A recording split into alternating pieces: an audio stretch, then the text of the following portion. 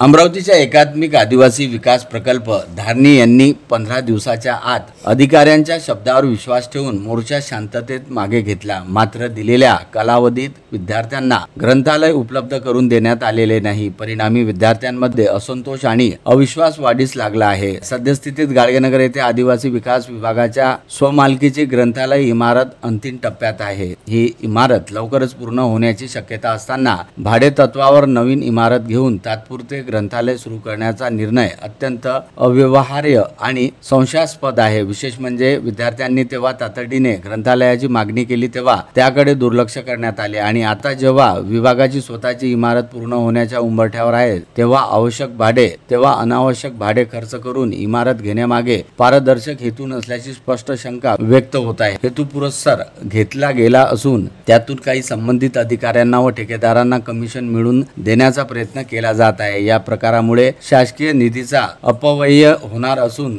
ज्यासाठी हा निधी विद्यार्थ्यांच्या शैक्षणिक सुविधांवर खर्च व्हायला हवा होता तो इतरांच्या खासगी फायद्यासाठी वापरला जाण्याचा धोका निर्माण झाला आहे। वास्तविक सध्या आदिवासी वसतिगृहाची प्रवेश प्रक्रिया सुरू आहे व लवकरच विद्यार्थ्यांचा अभ्यासक्रम प्रारंभ होणार आहे। त्यामुळे 2 महिन्याच्या आतच शासकीय इमारत पूर्ण करून ग्रंथालय सुरू करणे शक्य आहे। अशा वेळी भाड्याच्या इमारतीवर निधी खर्च करणे टाळले पाहिजे। त्या अनुषंगाने आमच्या स्पष्ट मागण्या भाडे तत्वावर घेत असलेल्या ग्रंथालय इमारतीचा करार तात्काळ रद्द करण्यात यावा। गाडगेनगर येथील शासकीय ग्रंथालय इमारतीचे बांधकाम युद्ध पातळीवर पूर्ण करण्यात यावे। पुढील 2 महिन्यात विद्यार्थ्यांना येथे ग्रंथालयाची सुविधा उपलब्ध करून देण्यात यावी। विद्यार्थ्यांच्या शिक्षणाचा शासकीय निधी केवळ उद्देशपूर्तीसाठी व पारदर्शक पद्धतीने वापरण्यात यावा। जर या संदर्भात कार्यालयाकडून जाणीवपूर्वक दिरंगाई करण्यात आली तर समस्त आदिवासी विद्यार्थी सामाजिक संघटना व आदिवासी बांधव त्यांच्यात तीव्र असंतोष निर्माण होईल। होणाऱ्या आंदोलनाची संपूर्ण जबाबदारी प्रशासनावर राहील असा इशारा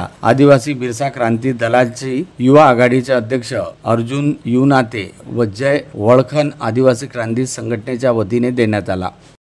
अमरावती शहरामध्ये आदिवासींच्या मुलांसाठी स्पेशली एक लायब्ररी आदिवासी वसतिगृहातील वार्डन असेल गुरुपाल असेल यांनी सर्वांनी मिळून 8 लाख रुपये महिन्याची ते लायब्ररी भाड्या तत्वावर घेतली।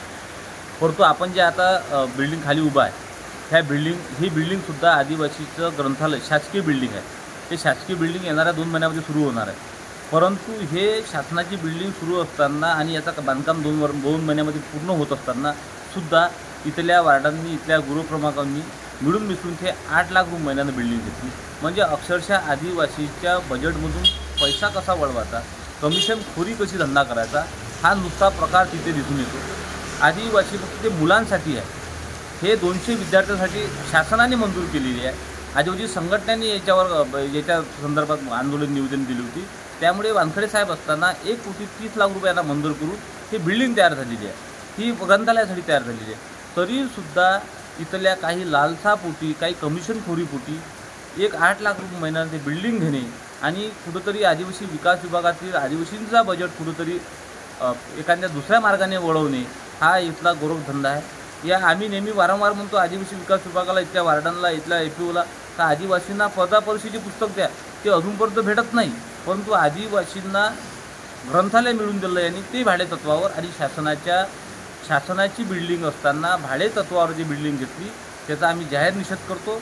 ती बिल्डिंग तात्काळ लवकरात लवकर बंद करण्यात यावी। आदिवासीच्या विकासाचा बजेटचा पैसा आता आम्ही अशा वेगळ्या पद्धतीने कुठे जाऊ देणार नाही, अन्यथा आम्ही त्यांच्या विरोधात आंदोलन करू।